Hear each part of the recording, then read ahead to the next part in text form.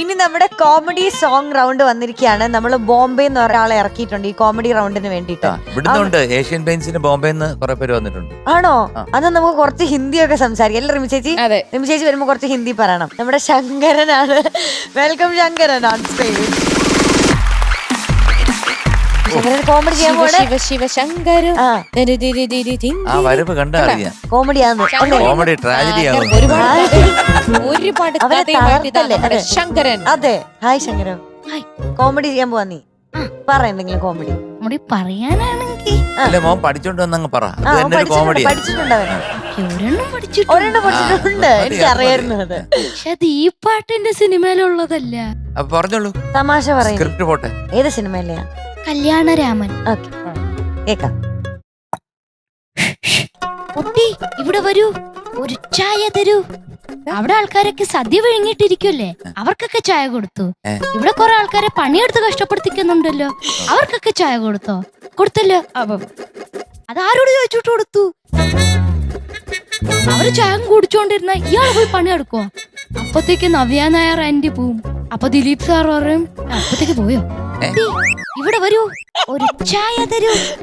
അവൻ കോമഡി കഴിഞ്ഞോണ്ട്. അപ്പൊ ദഹനക്കാരൻ പറഞ്ഞ അനുസരിക്കാനൊക്കെ അറിയാല്ലേ. കഴിഞ്ഞ പ്രാവശ്യം നമ്മള് കല്യാണത്തിന്റെ കോൺട്രാക്ട് ഏറ്റെടുത്തിട്ട് എങ്ങനെ ഉണ്ടായിരുന്നു?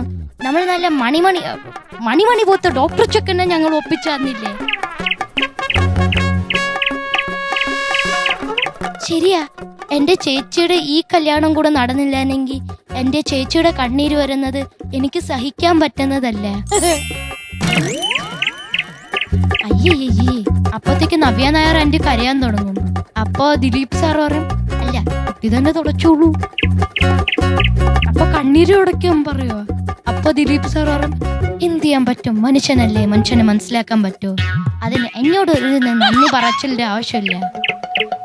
അപ്പൊ നവ്യ നായർ ആന്റി പറയും അയ്യടാ, ഇയാളോട് നന്ദി പറയാൻ ഇയാൾ എന്ത് കാര്യമാണ് ചെയ്തത്?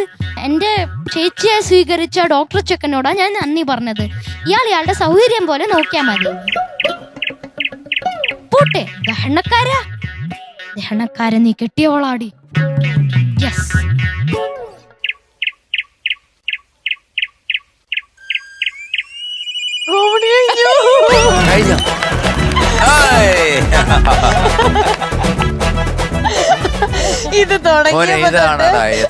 കോമഡി ഇത് തുടങ്ങിയപ്പോ തൊട്ട് MG ഞങ്ങൾ ഒരു ഒറ്റ ഇരുപ്പ അനങ്ങിയിട്ടില്ല അവിടുന്ന്.